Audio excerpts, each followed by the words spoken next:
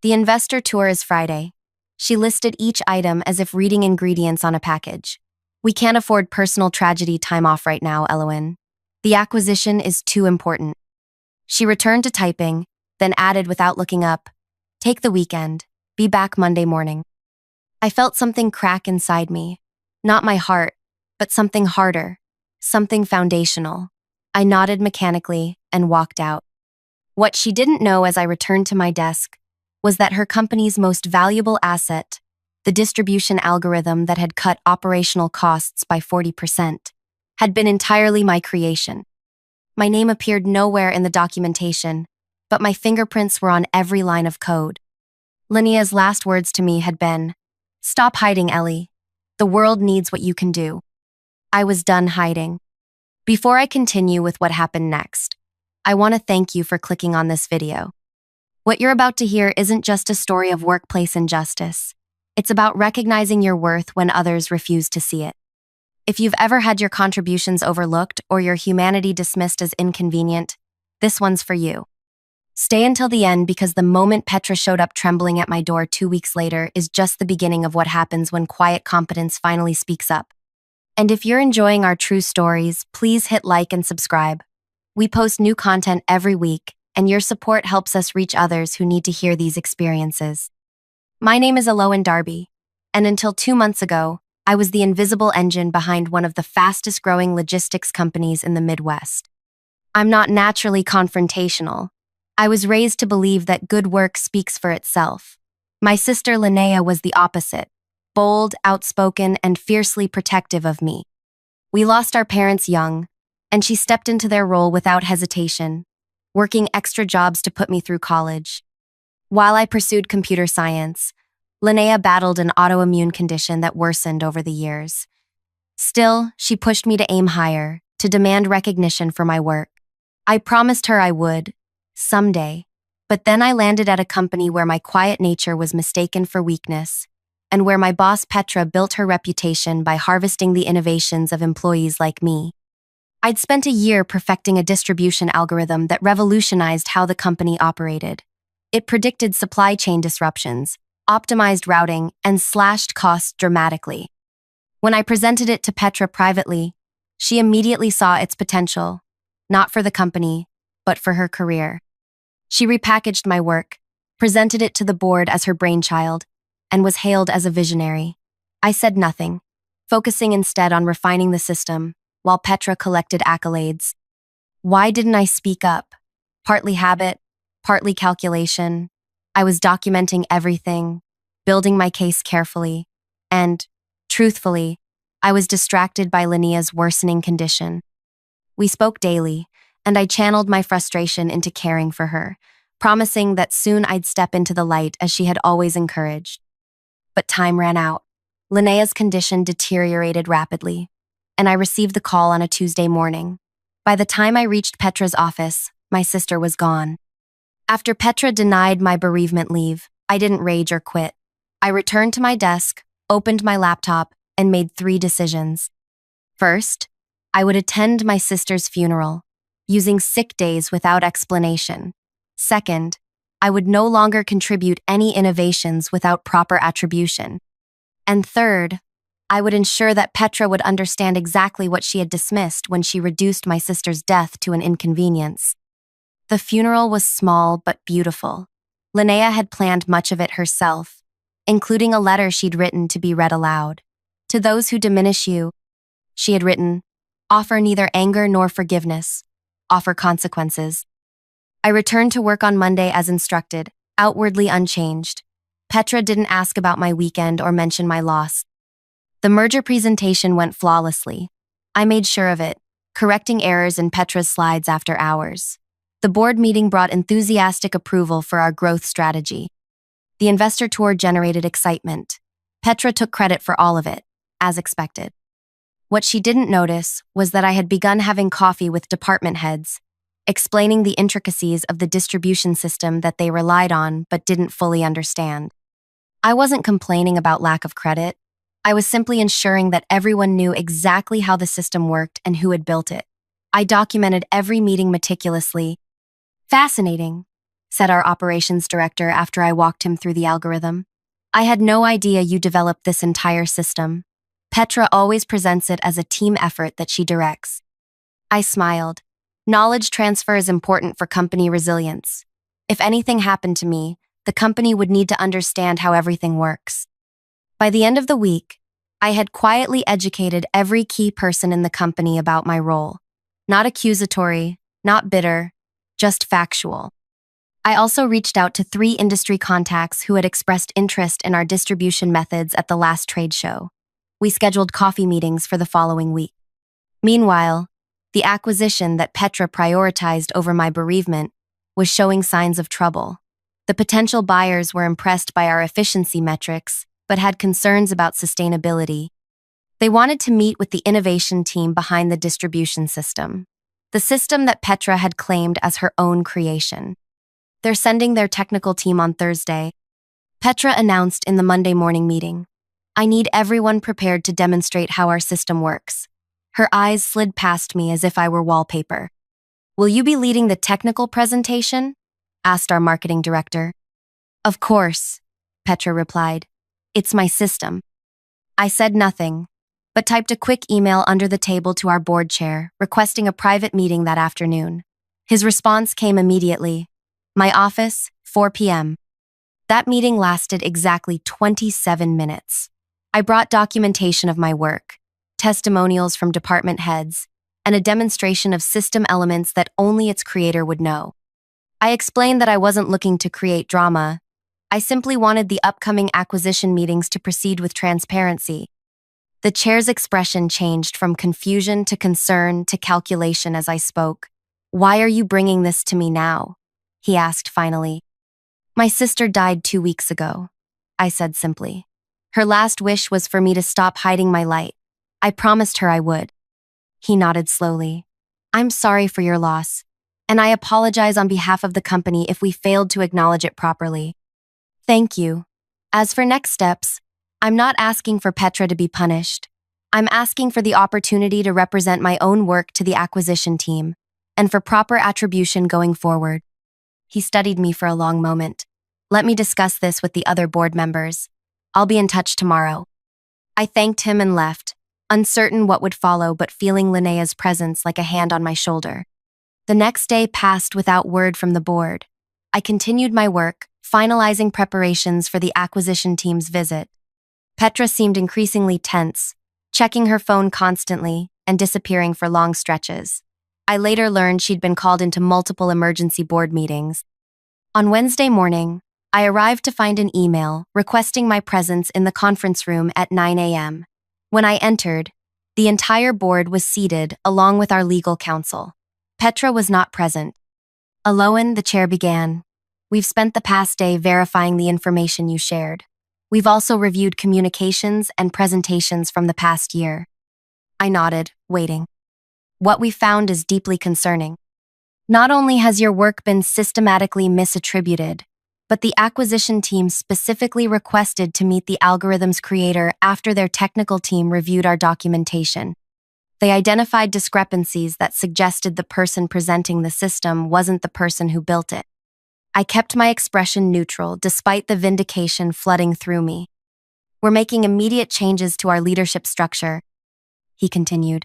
We've placed Petra on administrative leave pending a full investigation, and we're creating a new position, Chief Innovation Officer, which we'd like to offer to you. I felt a moment of vertigo, as if the ground had shifted beneath me. Thank you, I said carefully. I appreciate your thoroughness. Before I accept, I'd like to propose a company policy change as part of my conditions. Go on, he said. I'd like to implement a minimum 3-week bereavement leave policy for immediate family members, with no questions asked. Some things are more important than business, and our company should reflect that value. The board members exchanged glances, then the chair nodded. Consider it done. Is there anything else? Yes, I said. I'd like to be the one to inform Petra of these changes. 2 hours later, I was sitting in what had been my small office when the door opened. Petra stood there, her face drained of color, hands visibly trembling. I need your help, she whispered, voice barely audible. The investors are threatening to pull out tomorrow unless someone can convince them otherwise. The board said, "You're the only one who can save the acquisition." I looked at her calmly, saying nothing. "Please," she continued, a note of desperation creeping in. "Whatever issues we've had, this is about the company's survival. Everyone's jobs are at stake." I leaned forward slightly. "Including yours?" Her eyes widened as understanding dawned. "You knew. You've known all along what was happening. That you took credit for my work? Yes. That you built your reputation on the innovations of others? Absolutely. That you denied me the chance to say goodbye to my sister properly because an acquisition meeting was more important? That part I'll never forget." Petra swallowed hard. "I can explain." "There's no need," I interrupted gently. "The board has already made their decision." I stood and walked around my desk, handing her a document. "This isn't a termination notice. It's a reassignment. You're being moved to project support.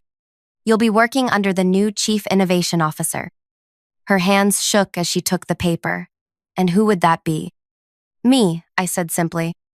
The color drained further from her face. "You can't do this. I built this department." "No, Petra. You didn't build anything. You took credit for what others built. And now everyone knows it." She stared at me, recognition finally dawning. "This isn't about the work at all, is it? This is about your sister." "This is about consequences," I corrected her. "My sister taught me that some lessons can only be learned through experience. You're about to learn what it feels like when someone else controls your future and dismisses what matters to you." I gestured to the chair across from my desk. "Now, let's discuss how you're going to support me in tomorrow's acquisition meeting. After all, we can't afford any personal tragedies right now. The acquisition is too important." Petra sank into the chair, the paper trembling in her hands. "You've been planning this," she whispered, not a question, but a realization. "No," I corrected her. "I've been doing my job exceptionally well while documenting everything. The planning only started when you showed me exactly who you were 2 weeks ago." Her eyes narrowed slightly. "So, this is revenge." I leaned back in my chair and considered her. Is it revenge to want credit for your work? Is it revenge to expect basic human decency when facing a personal tragedy? Or is it simply balance? I opened my laptop and turned it to face her. On the screen was tomorrow's presentation for the acquisition team. "Your name isn't anywhere on this," she noted, scrolling through. "Neither was mine on any of the presentations you gave using my work," I replied calmly. "The difference is, I'm giving you a chance to contribute. Your institutional knowledge is valuable, Petra. I'm not erasing you, I'm repositioning you." Something shifted in her expression, a flash of comprehension, followed by calculation. I recognized it immediately. Petra was looking for leverage, for a way to turn this situation to her advantage. "The acquisition team respects me," she said, straightening slightly. "They've been dealing with me for months. If I suddenly disappear, or appear demoted, they'll get nervous." "You're right," I acknowledged. "That's why you'll be introducing me tomorrow as the creator of the distribution system and expressing how proud you are of nurturing talent. You'll explain that our restructuring reflects our commitment to innovation leadership." Her laugh was brittle. "And why would I do that?" I closed my laptop gently. "Because the alternative is the board releasing their findings about systematic credit misappropriation. Because 3 potential employers have already contacted me about bringing my distribution system to them, and I've declined out of loyalty to this company. Because deep down, you know this outcome is more merciful than what you deserve." Petra stared at me, trying to gauge how much of this was bluff. I held her gaze steadily until she looked away. "What do you need me to do?" she asked finally, defeat edging into her voice. I pulled out a folder. "Here's the script for tomorrow. Review it tonight. We'll meet at 7 a.m. to rehearse. One more thing." I opened my drawer and placed a small silver frame on my desk. Inside was a photo of Linnea laughing on a beach from our last vacation together. This stays on my desk during every meeting as a reminder of what matters. Petra glanced at the photo, then quickly away. "Is that her? Your sister?" Yes, her name was Linnea. She was 34.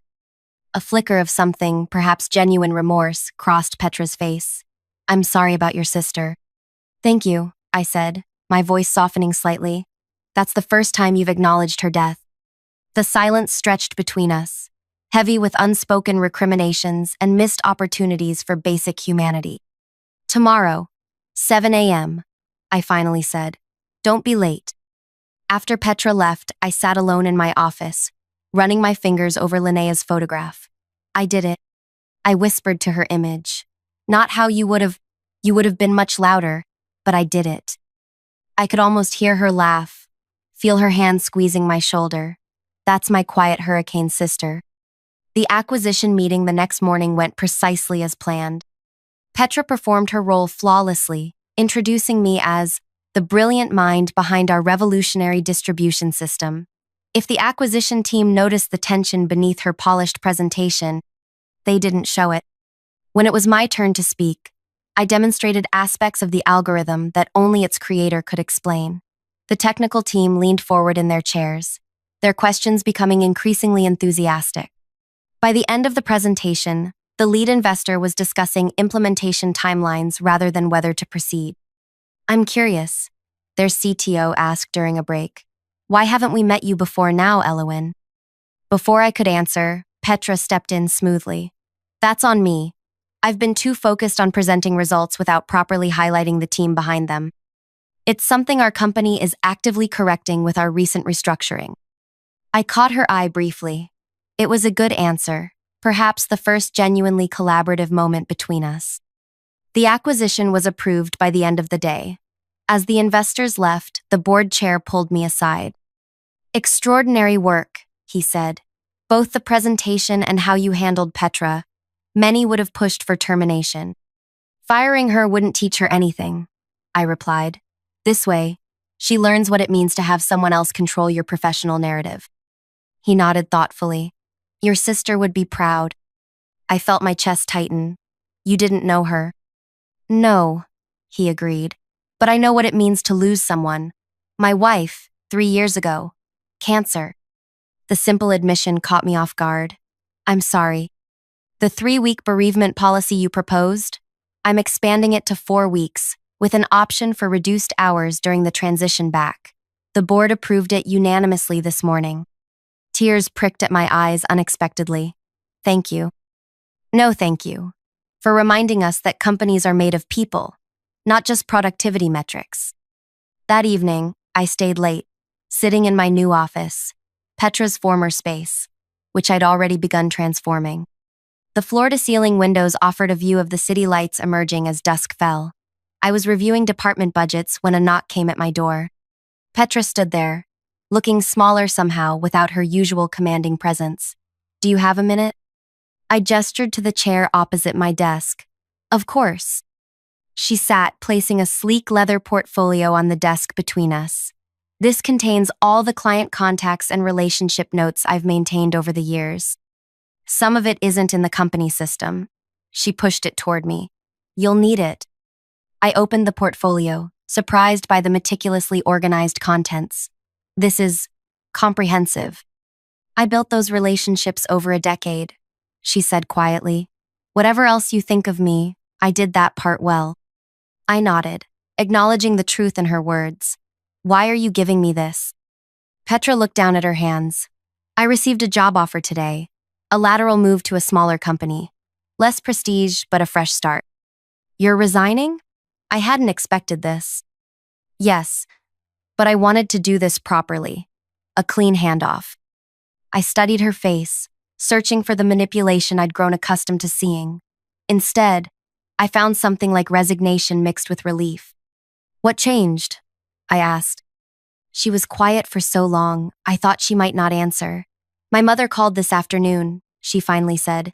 My father had a stroke. Minor, but a warning sign. I told her I couldn't come right away because we were finishing the acquisition. Petra's voice faltered slightly. She said she understood. That's when I realized I'd trained everyone in my life to expect absence when they needed presence. The irony wasn't lost on either of us. Take the time you need with your family, I said. The new bereavement policy includes family medical emergencies. A bitter smile touched her lips. I don't work here anymore, remember? Your resignation hasn't been processed. As far as HR is concerned, you're still employed for the next 2 weeks. Use the time. Petra looked at me with genuine confusion. Why would you do that for me? After everything? I thought about Linnea, about what she would say in this moment, because breaking a cycle of cruelty requires someone to make a different choice. It might as well be me. She nodded slowly, then stood to leave. At the door, she paused. For what it's worth, I was wrong about you, Elowen. I thought your quietness was weakness. It's not. No, I agreed. It never was. After she left, I called Linnea's partner, Dante. I've been thinking about Linnea's foundation idea, I said when he answered. The one for supporting families during medical crises. Her dream project? Dante replied, his voice warming at the memory. She talked about it constantly those last few months. I want to fund it. Not just a donation, I want to establish it properly, with dedicated staff. The silence on the other end stretched until I heard what might have been a muffled sob. She would have been ecstatic, he finally managed. I know, and I think I know exactly how to structure it. Over the next month, as I settled into my new role, I developed a dual focus. At work, I built a true innovation team, ensuring every member received proper credit for their contributions. I instituted transparent attribution practices that became a selling point for recruiting top talent. Simultaneously, I established the Linnea Foundation, designed to provide financial and logistical support to families facing medical crises. The Foundation's first initiative, partnering with companies to implement comprehensive bereavement and family emergency policies. 6 months after the acquisition, our company became the Foundation's first corporate partner, expanding our bereavement policy further and creating flexible work arrangements for employees with family health emergencies. The program became a case study in business schools for how compassionate policies improved retention and productivity. 1 year to the day after Linnea's death, I stood in our company auditorium, addressing all employees. Today we're closing our offices worldwide for our first annual Day of Compassion, I announced. Each of you will receive paid time to volunteer with organizations supporting families in health crises, or to spend with your own loved ones. This day commemorates my sister Linnea, but it also honors everyone you've lost, everyone you cherish. As I looked out at the assembled faces, I spotted Petra at the back of the room.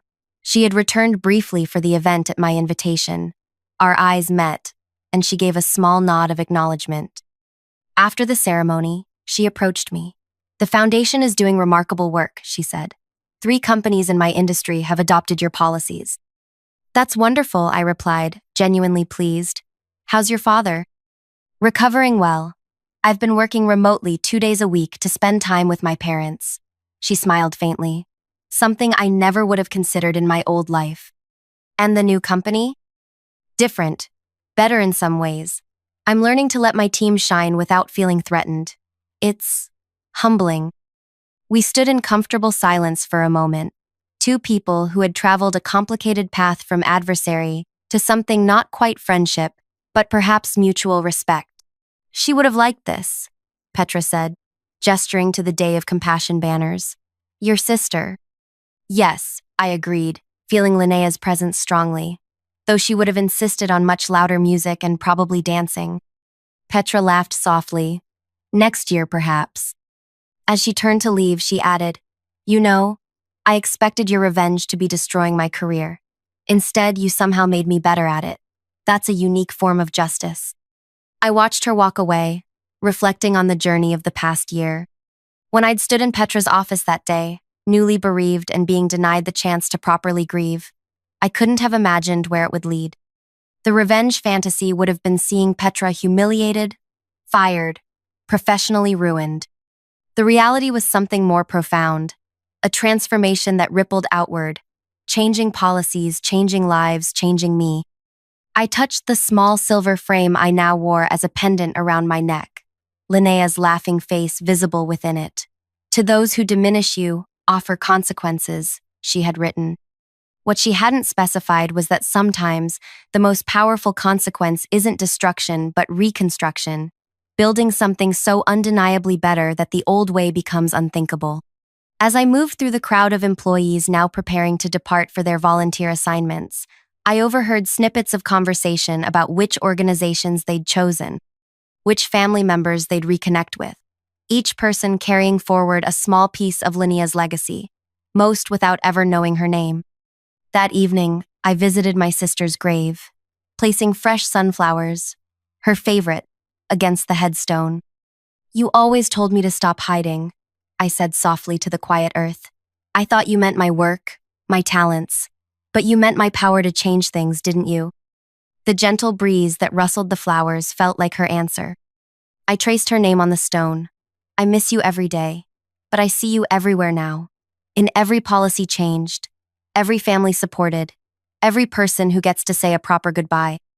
As the sun began to set, casting long shadows across the cemetery, I made a silent promise to continue building on this foundation of compassion and recognition. Not just for Linnea, but for everyone who had ever stood in an office, bearing invisible pain, and been told that their humanity was an inconvenience.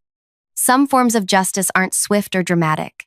Some revolutions happen quietly, one policy change at a time, one life improved after another.